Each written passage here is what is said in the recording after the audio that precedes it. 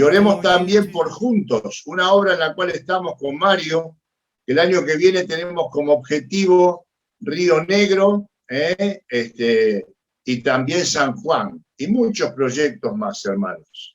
Siempre digo lo mismo. Así como primero Dios, segundo la esposa, ¿sí? Tercero la familia y cuarto la iglesia local, pasa lo mismo con la obra de Dios. Primero la iglesia local. Y después, si el Señor nos da energías, ocuparnos de otras obras, como las que hemos mencionado. Pero primero la iglesia local. Me gustó mucho la oración de Alejandro cuando habló de misioneros que están en lugares hostiles. Bueno, ustedes están estudiando el libro de Hechos, y en particular, en los últimos miércoles están hablando del viaje, el último viaje de Pablo a Jerusalén. Ustedes saben que en Jerusalén se termina la tarea misionera de Pablo, es increíble. Claro, porque después, ¿qué le espera? Le espera la cárcel, ¿sí? El juicio injusto. Pero Jerusalén es trascendental en la vida de Pablo. Y todo comienza en el capítulo 21, aunque yo tengo que hablar un poco también del capítulo 23. Y me gustaría tener una primera reflexión. Para Pablo, la primera y la última palabra la tenía Dios. Es elemental, hermanos y hermanas, que así pensemos nosotros. Así pensaba este hombre de fe. Todos recordamos lo que dice el Señor allí en Hechos 9:15. Voy a tratar de ser sencillito en esta noche. 9:15.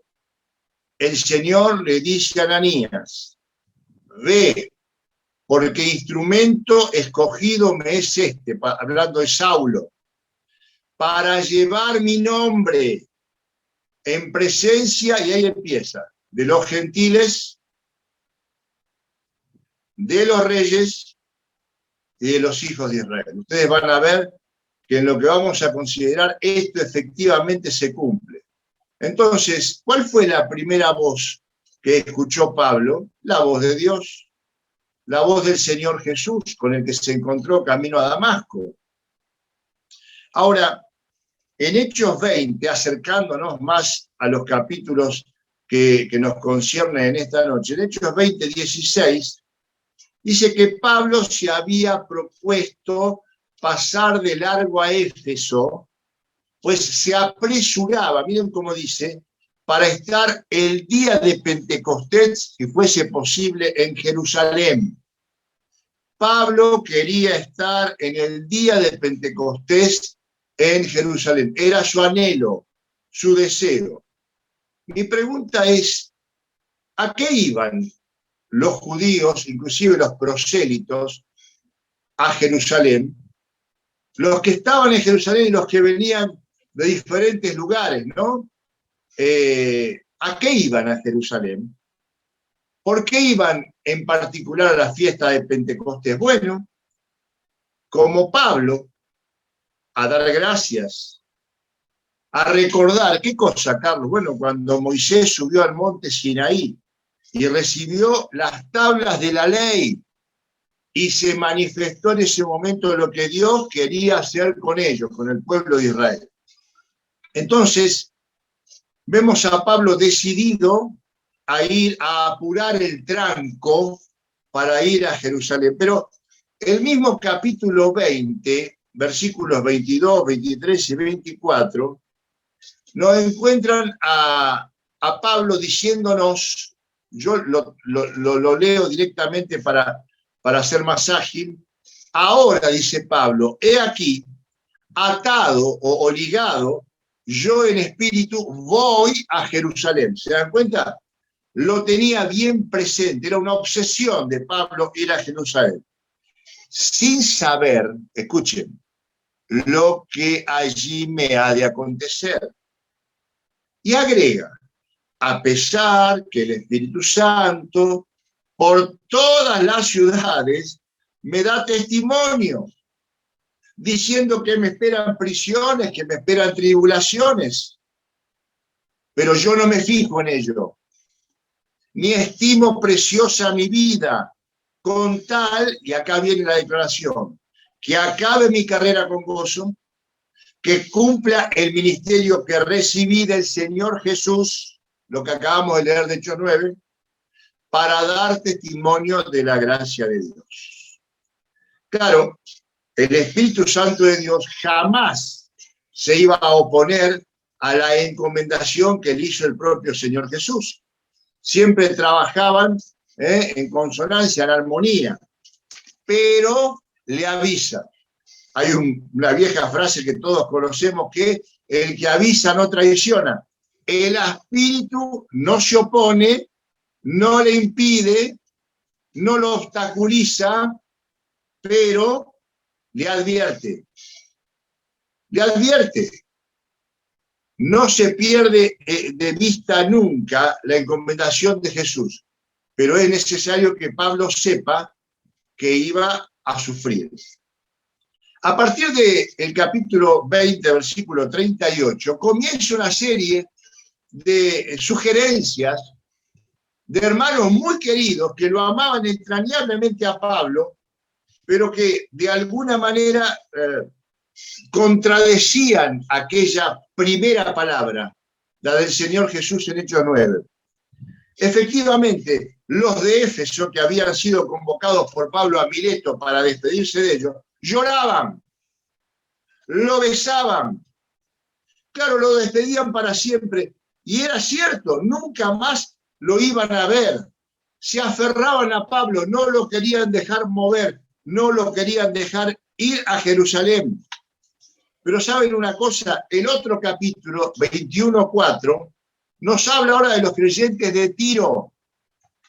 Ellos profetizaron que Pablo no debía seguir a Jerusalén. Pero en el capítulo 21, versículo 8, aparecen los creyentes de Cesarea, incluido el magnífico evangelista Felipe, ejemplo, ese sí que es un ejemplo, con una familia dedicada a Dios, y en particular un tal profeta Agabo, que le comienzan a decir, vas a ser atado de manos y de pies, los líderes judíos de Jerusalén te van a atar y te van a entregar a los gentiles. ¿Saben una cosa?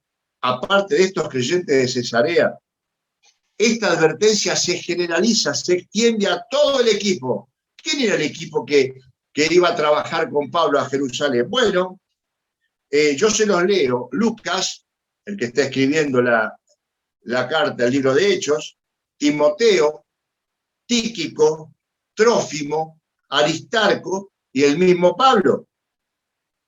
Estos, en el capítulo 21, versículo 12, dicen, cuando oímos al profeta Agabo, también nosotros, en grupo, al unísono, ¿qué le decían?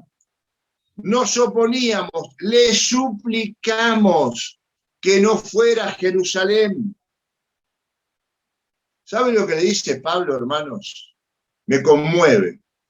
Versículo 13 del capítulo 21. Miren, me parten el corazón, me conmueven sus abrazos, sus lágrimas, sus súplicas, pero yo estoy dispuesto a sufrir y a morir. Y dice un extraordinario versículo 14 del capítulo 21, te recomiendo que lo leas, Hechos 21, 14, escuchá. Al ver que era imposible convencerlo, nos dimos por vencidos. Dijimos, basta, todo el equipo dijo, bueno, que se haga la voluntad del Señor. Pasan los capítulos y aparece la última palabra. ¿Te acordás que te dije, vos que estás sentada allí en Vaca Huañuña? ¿Te acordás lo que te dije? Hechos capítulo 9, versículo 15. ¿Quién fue el primero que le habló al Señor, a Pablo? El Señor Jesús. ¿Qué le hizo? Lo encomendó como un instrumento escogido. Hechos capítulo 23, versículo 11. ¿Qué se le aparece al Señor? La última palabra. Esa noche, dice Pablo, se me apareció el Señor y me dijo, ten ánimo. Así como has sido mi testigo acá en Jerusalén, también debes predicar la buena noticia en Roma. ¿Sabe lo que le estaba diciendo el Señor? Yo te di la primera palabra y ahora te doy la última. Jerusalén es una estación de paso. Tu destino final es Roma. Vas a pasar de largo, estuviste ya un buen tiempo, has sufrido, pero tu destino final es Roma. Ten ánimo. Yo te garantizo que así como has sido testigo mío en Jerusalén y en otros lugares, por supuesto, ¿saben una cosa? ¿Quién tuvo la primera y última palabra? El Señor Jesús. Esto para mí es una gran lección, para los hermanos de la iglesia también. Todos estos emprendimientos de avanzada misionera arrancaron con una voz, la voz del Señor, diciendo, vayan, yo voy a estar con ustedes, pero continúan con la aprobación del Señor. La primera y última palabra en la vida de Pablo siempre la tuvo el Señor. Les agradecía eternamente las muestras de amor, las súplicas, pero él se guiaba por lo que le decía el Señor. Me gusta mucho lo que dice el autor de Hebreos. Uno se ve tentado a decir que es Pablo, pero no lo decimos. Que replica el Salmo 95, Hebreos 13, 7 y 15. ¿Saben lo que dice? Es un llamado a los creyentes y una reflexión a los creyentes. A veces lo usamos para predicar, pero es a los creyentes porque el libro de Hebreos está dirigido a los hermanos. Siempre que Dios habla, si oyeres hoy su voz, no endurezcas tu corazón. Siempre que Dios habla, al principio y al final, siempre la voz de Dios está al principio y al final. Deberíamos responder pronto, hacerle caso, desoír quizás los consejos, aún buenos, y también, por supuesto, los malos. No debemos dudar de su palabra y mucho menos contradecirla, porque esto provoca la ira de Dios. Entonces, cerramos el primer punto. Para Pablo, la primera y última palabra siempre la tuvo el Señor Jesús. Ahora, déjame seguir con esto de que empezó en el capítulo 21, el viaje de Pablo a Jerusalén, porque quiero desentrañar un poquitito cuál era el primer y el último deseo de Pablo. Ya hemos visto la primera y última palabra, la del Señor. Pero ¿cuál fue el primer y último deseo de Pablo cuando emprendió su viaje a Jerusalén? Miren, volvemos al capítulo 20, versículo 21. Pablo dice, quiero acabar mi carrera con gozo. Quiero cumplir el ministerio que recibí del Señor. Quiero dar testimonio del Evangelio de la Gracia. Pasan algunos capítulos, en un capítulo que ustedes todavía no leyeron ni consideraron. Pablo revela un poquitito más de por qué quería ir a Jerusalén. Y en particular el día de Pentecostés, dice Hechos 24:11, hablándole a la autoridad romana. Solo he pasado 12 días en Jerusalén y mi propósito era adorar. Pero en el 24:17 amplía el concepto. Miren lo que dice. ¿Cuál era mi primer deseo y mi deseo final para ir a Jerusalén? Hacer limosnas a mi nación y presentar ofrendas a mi Dios. Qué deseo maravilloso, ¿no? Correr riesgo de vida por llegar en Pentecostés para adorar. Correr riesgo de vida, sufrir penalidades para llegar al templo de Jerusalén en el momento de Pentecostés para presentar ofrendas, para dar limosnas a la nación de Israel. Pablo. un misionero que apenas podía sufragar sus gastos. Bueno, se las ingeniaba para cumplir también, porque ofrendar también es adorar. Ya lo hemos dicho, estamos con la proyección de la construcción del fondo del templo. Bueno, ofrendar también es adorar. Y Pablo tenía este propósito. Miren, indudablemente, cuando él manifiesta en Hechos 20 que quería cumplir sus ministerios, entre los ministerios que él tenía a lo largo y a lo ancho de sus viajes, era fortalecer a los creyentes, era fortalecer a los creyentes. De Cesarea, donde él estaba con su equipo, a Jerusalén había nada más que 80 kilómetros. Claro, hoy nos subimos a un coche y es fácil, pero era un viaje muy largo. El grupo original, que había salido con Pablo en Hechos capítulo 21, había aumentado, se le iban agregando gente. Se adicionaron algunos hermanos de Cesarea. ¿Por qué? Porque Pablo los iba fortaleciendo. Y se le agregó un tal Nasón, no de nariz grande, sino Nasón de apellido, un hermano originario de Chipre, que claro, en Jerusalén iba a ser anfitrión de Pablo. Y todos ellos eran fortalecidos por Pablo por su palabra, pero también por su ejemplo. Es maravilloso, ¿no? Pensar que aunque, como decíamos al principio, en Jerusalén se terminan los viajes misioneros de Pablo, porque después viene el arresto, el juicio, el viaje a Roma, la cárcel, él se encargaba, aún en los momentos finales de su tercer viaje, ¿de qué? De fortalecer a los hermanos, de cumplir con su ministerio. Dice el capítulo 21 que en Cesarea que en Jerusalén fueron cordialmente recibidos por los hermanos de Jerusalén, en los cuales estaba Jacobo. ¿Qué implicaba esto? Que él tenía comunión y que aún estando Jacobo presente y siendo la iglesia de Jerusalén una de las más renombradas, él seguía instruyendo. ¿Por qué? Porque en el capítulo 21, versículo 21 dice, les he informado.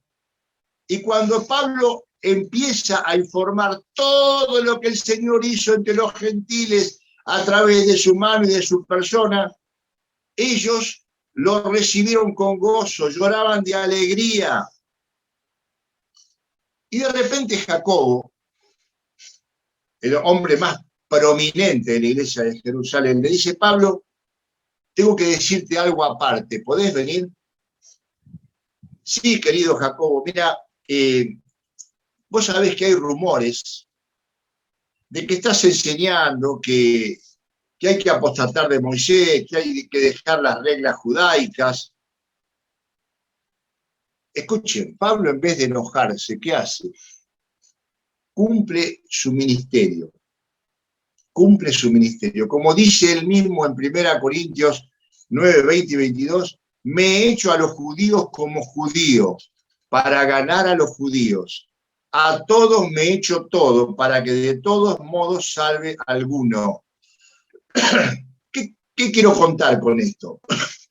Que había 4 hombres que tenían que recibir el voto de nazareato y Pablo se encargó de acompañarlos, de pagar su rasuramiento cuando lo cortaban el pelo y de compartir 7 días en el templo con ellos. ¿Se dan cuenta? Pablo quería cumplir su ministerio. ¿Cuál era el primer deseo de Pablo? Estar en Jerusalén, en Pentecostés.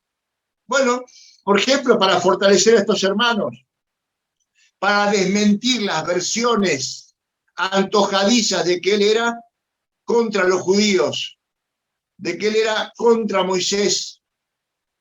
¿Y Pablo qué hace? Con humildad, hermanos. La humildad, ¿cómo falta? Con humildad. Él acepta el consejo de Jacobo y acompaña a estos 4 hombres a cumplir con el voto. Y además paga. Y además permanece 7 días. Les hago una pregunta. Uno de los principales objetivos de Pablo, aparte de cumplir su ministerio, de fortalecer a los hermanos, era adorar. ¿Qué les parece a ustedes que estuvo haciendo Pablo durante 7 días en el templo? Adorando. ¿Qué hizo Pablo al pagar el rasuramiento de la cabeza de estos hombres? Dando limosna, dando ofrenda, ayudando y colaborando. ¡Qué bendición, hermanos! ¡Qué bendición! Dice el capítulo 21, versículos 27 y 37, que Pablo ante el pueblo y ante el concilio, cumpliendo su ministerio, hace defensa del Evangelio, porque Pablo dice que él quería ir a Jerusalén también para dar testimonio del Evangelio. O sea, primero, fortalece a los hermanos. Segundo, cumple su ministerio al hacer defensa del Evangelio y al dar testimonio de la gracia del Señor. Pero en tercer lugar, como decíamos, su primer y último deseo era adorar y dar ofrendas a Dios. Qué bendición, hermanos, cuando vemos hombres completos como Pablo. Fortalecía a los hermanos, proclamaba el Evangelio, hacía defensa del Evangelio, pero además adoraba, ofrendaba, daba limosnas, y aún en su escasez y en su necesidad ayudaba a otros. Sinceramente, Pablo era un ejemplo en todo sentido. Él sabía que lo primero que tenía que hacer era adorar a Dios y no olvidárselo jamás. Escrito está, dice el Señor frente a la tentación de Satanás. Al Señor tu Dios adorarás, y a Él solo servirás. El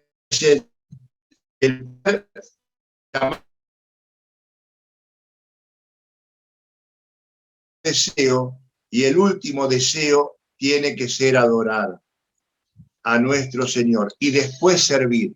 Me gusta mucho esa frase del Señor Jesús. ¿Saben por qué? Porque en el momento difícil que estaba viviendo, Él no se olvidó de que tenía que adorar a su Padre que estaba en los cielos y después hacer milagros, proclamar el Evangelio del Reino, reclutar a discípulos y avanzar hacia la cruz. Pero primero, adorar. ¿Qué hizo Pablo entonces? Su primer y último deseo, adorar, y lo cumplió. Su deseo también, fortalecer a los hermanos, y lo cumplió. Su deseo también, proclamar el Evangelio de la verdad, lo cumplió. Su deseo también, hacer defensa del Evangelio frente a los reyes y los gentiles, como eran los romanos, y lo cumplió. Pablo tenía bien claro para qué quería ir a Jerusalén. Finalmente, para terminar, me han encomendado decir algo acerca del capítulo 23. Bueno, yo quiero empezar con algunos textos que los leo simplemente, no los busquen. Pablo le dice a Timoteo en 2 Timoteo 2:3, tú pues sufre penalidades como buen soldado de Jesucristo. Dice el autor de Hebreos en 13:6, así que podemos decir con toda confianza, el Señor es mi ayudador, no temeré. ¿Qué me puede hacer un simple mortal si el Señor está conmigo? Y dice Pablo también en Romanos 8:1, ¿qué pues diremos frente a esto? Si Dios está de nuestra parte, ¿quién puede estar en contra nuestro? ¿Sabe por qué leí todos estos versículos? Porque el capítulo 23 que me encomendaron habla de penalidades, pero de la providencia de Dios y finalmente de la protección de Dios. Miren, en el capítulo 23, a partir del versículo 12, que seguramente ustedes habrán leído anticipándose a la charla, nos habla de un complot, el complot de los 40. Ellos decidieron hacer ayuno hasta no matar a Pablo. Miren, en la Biblia yo encuentro ayunos para sobrellevar la tentación, ayunos antes de salir a la guerra, ayunos para ofrecer holocausto, ayuno para confesar pecado, ayuno para pedir bendición, ayuno para pedir sanidad, ayuno para encomendar siervos, ayuno para ministrar al Señor. Pero nunca encontré esto, ayuno para matar. Hay una palabrita allí en el versículo 13 que es la palabra conjuro. Cuando vos encuentres esta palabra, la tenés que asociar inmediatamente con Satanás. Si quieren yo se la leo, ¿no? Y dice, eran más de 40 los que habían hecho este conjuro, esta conjuración. Siempre la palabra conjuración implica invocar a un espíritu, usar palabras mágicas, ¿sí? En el norte hay mucho de esto, mucho, hay que estar muy atentos, pero siempre detrás de esta actitud está Satanás. ¿Cómo se les va a ocurrir hacer ayuno para matar? Es insólito. En este capítulo hay cosas únicas en la Biblia. Por ejemplo, el ayuno para matar. Se lo leo. Venido el día, algunos de los judíos tramaron un complot y se juramentaron bajo maldición diciendo que no comerían ni beberían hasta que hubiesen dado muerte a Pablo. ¡Wow! Qué cosa, ¿no? Y empiezan a tramar para que lo traigan a Pablo, le requieran los sacerdotes y los ancianos, siempre en junta con las ideas de Satanás, ¿no? Siempre compaginando cosas con Satanás, que le digan al tribuno que lo traigan a Pablo para que lo pongan cerca de ellos, de los 40, y así matarlo. Un complot para matar a Pablo. Por eso hablamos de penalidades, lo que él le había advertido a Timoteo, pero lo tenía bien claro Pablo. Él podía sufrir penalidades, pero la providencia siempre estaba del lado de Dios. Miren lo que pasa. Un versículo único. Aparece un sobrino. ¿Por qué? ¿De dónde? ¿Quién lo puso ahí? ¿Por qué estaba ahí? Versículo 16. Mas el hijo de la hermana de Pablo, oyendo hablar de la celada, otra palabra interesantísima, esto es un acto de traición encubierta, los abogados siempre decimos alevosía, pero premeditación. Esto implica premeditación. Era todo, no era un crimen cometido en el acto, infraganti. No, premeditación, una celada. Un sobrino de Pablo, increíble, fue y entró en la fortaleza donde estaba el tribuno, pero primero le dio aviso a Pablo, y Pablo mandó llamar. El preso Pablo me llamó y me rogó, dice el sobrino. Entonces las autoridades, advirtiendo que Pablo era ciudadano romano, y para protegerlo, lo sacaron de ese lugar y lo llevaron bien lejos a Cesarea con toda una guardia pretoriana que realmente era digno de un rey. Y así salvaguardaron la vida de Pablo. ¿Qué les dije? En el último punto vamos a ver penalidades. Claro que sí. Le dieron una golpiza tremenda a Pablo, parte de estos 40. Penalidades, se complotaron para matarlo. Penalidades, ayunaron para matarlo. Penalidades, hicieron un conjuro. Pero providencia, también con P. Providencia. Apareció el sobrino de Pablo, el hijo de la hermana.